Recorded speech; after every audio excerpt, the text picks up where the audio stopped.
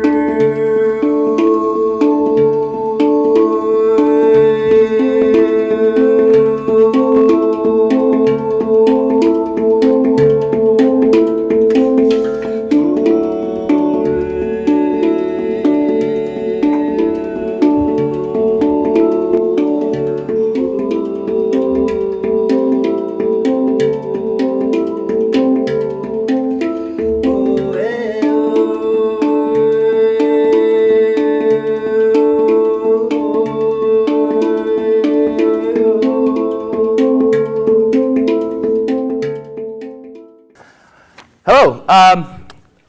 I've got some preliminary analysis of data. I'm still collecting data on this research, so the rich ethnographic material that you're all hoping to hear, unfortunately, is not going to be in here as much as I would like. This is typically the stuff that I can chunk really quickly as a preliminary analysis.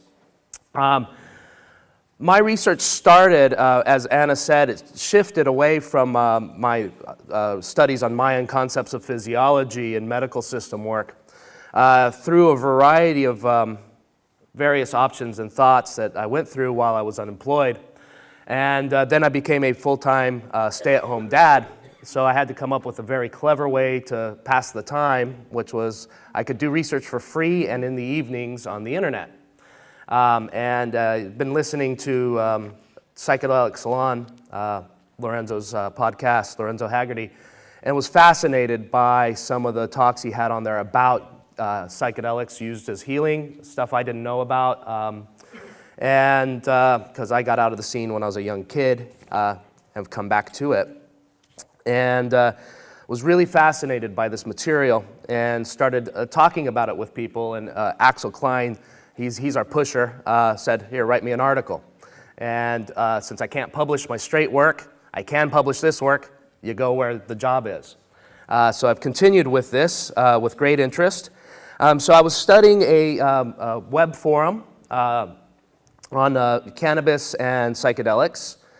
And while doing general ethnographic style participant observation, just seeing what's coming up, I noticed a lot of people talked about psychedelics as the medicine, or sometimes healing, but it's usually the term the medicine. And two possibilities came to mind, what this might have meant. And one was that they are healing themselves with it. And the second is it's an adopted terminology from Native American discourse. I wanted to know what it was. I didn't want to assume about that anymore. And it was also my bias as a medical anthropologist.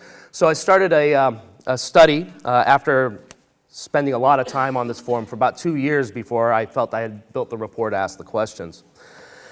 And this is an exploratory ethnographic material into the emic perspective, which is the insider's perspective. This is by no means an assumption that I've got a sample here. I'm asking people specifically, if you use drugs or psychedelics as healing, what did you do? And what do you mean by that? And so it's an exploratory phase to figure out how to proceed with research. Now, I did get, at this point I have 21 participants, only 4 of which were female, which I expected. I think it has more to do with the internet format than women not using psychedelics. But the range of ages I got was from 21 to 71. And education and employment range, everything from basically A-level or high school in British American terminology through doctorates. We had professionals, highly skilled laborers, corporate employees, self-employed students, as you might imagine. Look around the room here, this is who I've got. And most of them were from the UK, almost the other half from the US, then I had some from Norway, Australia, Thailand, Malaysia, Germany, and Czechoslovakia. So this is not a culture in the traditional sense of culture that we typically use it, which is geographically bounded. But this is an artificial or imagined culture through their participation in the internet forum and the internet psychedelic context. Now, a lot of psychedelics and pseudo-psychedelics and things that weren't psychedelics were mentioned in this study, but I'll focus on the ones named by most people. And psilocybin was the one used by every single participant I've spoken to. And it's the only one used by every single participant I spoke to.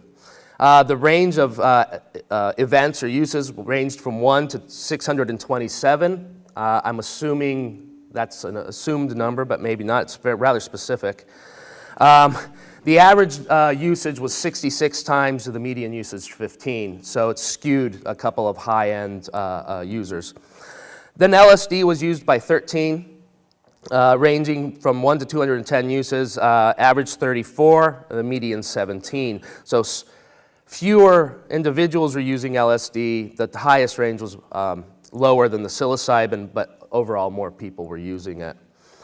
Then MDMA with 9 users, Salvia divinorum with 8 users, DMT, dimethyltryptamine, with 6 users, mescaline with 6 users, and ayahuasca with 5. And also it followed down, the average numbers of uses went down.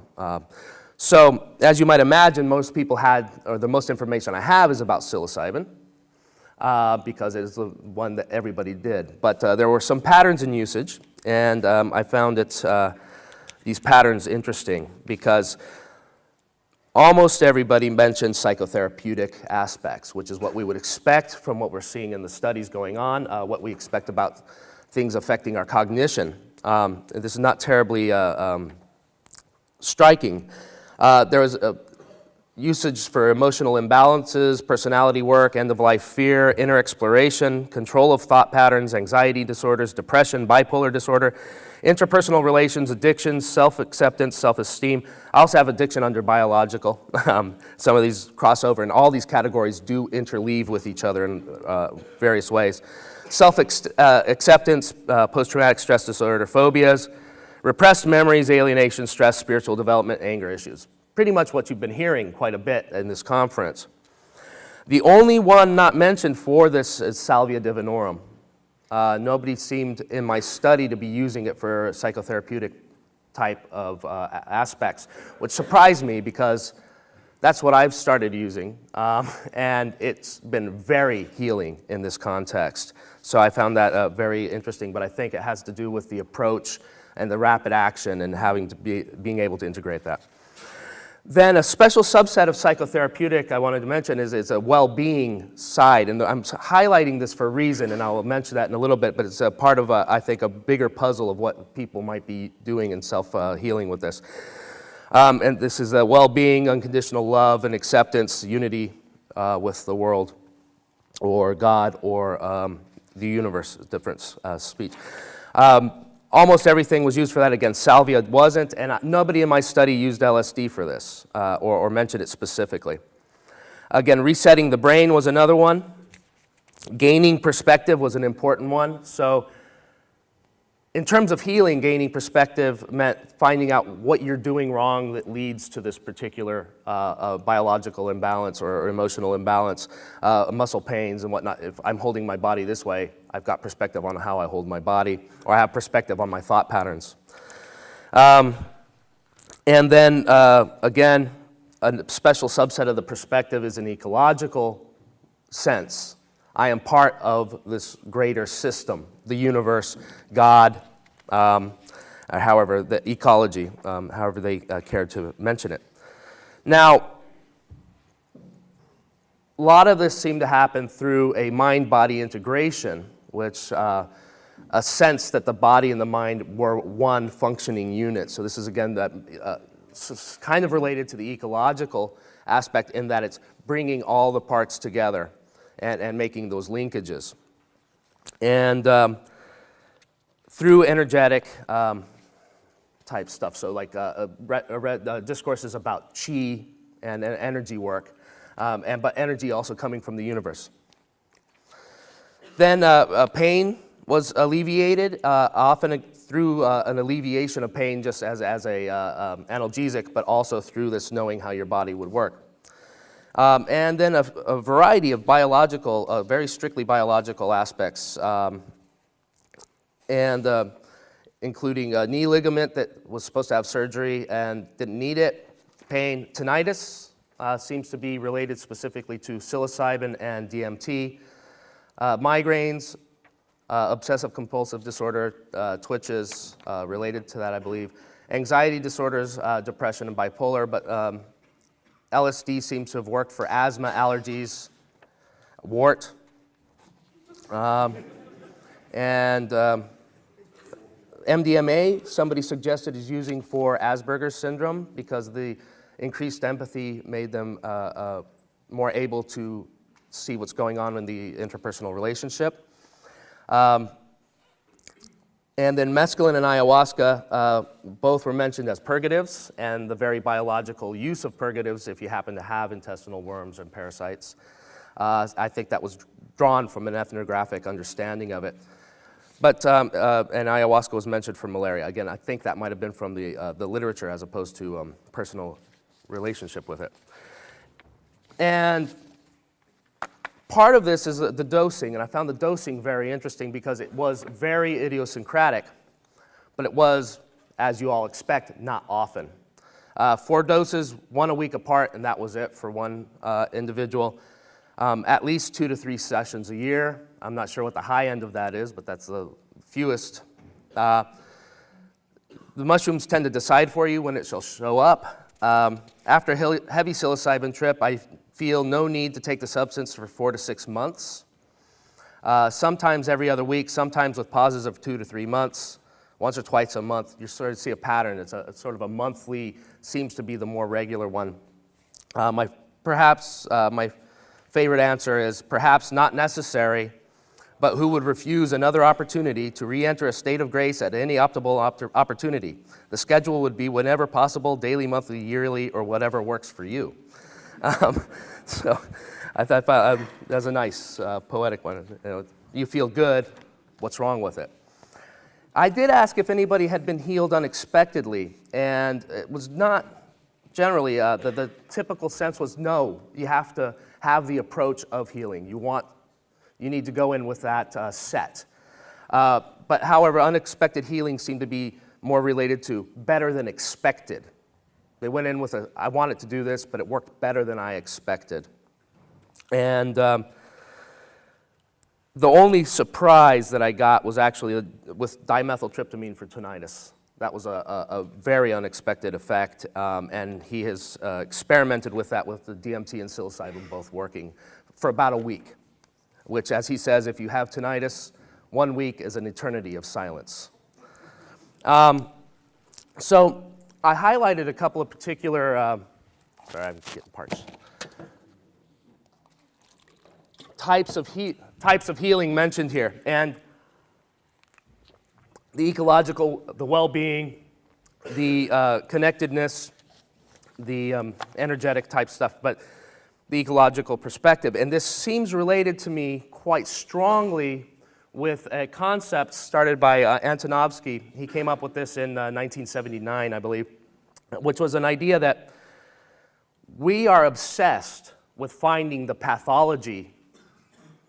And so what's making the sick person sick, but we're ignoring what makes the well person well. So he, in contrast to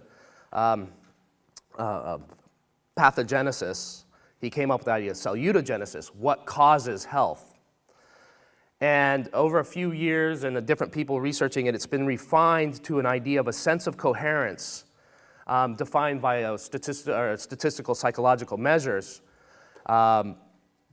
If you have a sense of coherence, a sense of belonging, being part of something, you are actually less likely to suffer from a variety of biological disorders, heart attacks, death of any sort, one study said. And that this integration with something bigger has biological effect as well as psychological effect. And now Antonovsky's work was with survivors of concentration camps during World War II. Why did some of them thrive after that very, very difficult situation. And he found it was this sense of coherence type idea. From looking at the data I have, it seems to fit really well with that. People are talking about this. I'm part of a bigger system. I'm part of the ecology of the universe. I am part of God. I have a sense of coherence. I'm part of something. There's something bigger than me. I have a purpose. Obviously is healthful in terms of the psychology. We can expect that. But there might be this reflection in the potentials for biological healing in the way the body ends up responding to itself. What they talk about is this, that the sense of coherence is a resource. So when you're under stress, you can draw upon this coherence resource and mediate that stress. It won't stop everything. And I'm not the only person thinking that this concept it plays into it. Schmid, Jungerbeli, and Veres, I really hope I didn't mispronounce those terribly, in Anthropology of Consciousness last year, talked about ayahuasca in particularly as a salutogenetic resource in terms of healing. And so that's really pretty much all I wanted to say. That's what I found. So there's a sense of well-being that may be reflecting in all the other types of healing in there, and this real sort of deep sense of belonging. The one problem I have with this, or that I see as a problem now, but not an overall problem, is that, like Rick Doblin said last night, it seems like the governments want to make harm maximization, make everything happen in the worst context. Well, one of the worst contexts of trying to feel like you're part of something is somebody saying, you're not one of us, you're a criminal, you're alone, you're a weirdo. And so there are structural aspects of the way society is going right now that are fighting these particular well-being effects of the psychedelics. So I suggest the possibility that in a different climate, we might start seeing far more effective aspects or far more powerful healing aspects from these substances. And I think part of the clinical experience is that, because you're not a weirdo, you're not a stranger, you're part of a scientific study. And I think that might account for some of these really dramatic effects in that context that we may not be seeing on the street right now. So thank you guys very much, and I'll keep you informed.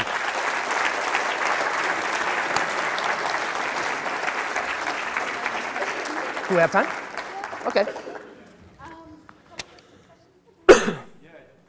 You mentioned that you were surprised that no one mentioned Salvia as a medicine. You said you use it yourself as a medicine. I was curious what kind of experience you had with that. Yes, it's part of what I think is the problem with Salvia as a medicine is that most people smoke it. It's a very short-acting, very disassociative, and most people, as far as I can tell, have been buying the very heavy fortified doses as well. I have only used natural leaf that, and the main effect I've had some from smoking, but from chewing it. So it's a longer, slightly more smooth effect. And the reason I quit psychedelics, like I mentioned, when I was younger, is I had a psychotic break of sorts, became rather paranoid about 20 years ago. And when I started hearing these things on the Psychedelic Salon, which I discovered accidentally looking for psychedelic music on a podcast, but as it turns out, that popped up at the right time, I decided to start working with it with these intentions. And Salvia was legal, short-acting. I figured, okay, if I really wig out, it's not a big deal. It might mediate that paranoia as well because it's not illegal. I didn't realize how powerful this stuff really was compared to the LSD and mushrooms I'd done in the past. But I, at one point, found myself in my head as a spaceship. The eyes are the windscreen, the nose is the cone. And I'm talking to some woman that I can't see, and just chatting with her, and I said, there's something wrong with my mind and with my brain. She's like, oh, okay. Two little blue goblins with hoovers come out. And eventually I say, wait, I want to keep my memories and stuff, please. You know, I've had a good life. I don't want to lose that. And they're like, okay. And they went away. And I opened my eyes. I'm looking out at the sky, and an airplane's flying by. I haven't been paranoid about airplanes ever, but it was a teasing sort of thing. They're not watching you. You're not that important. We're done. And that's when I developed my idea of paranoia as hyper-egoic state. So that was my experience. Okay.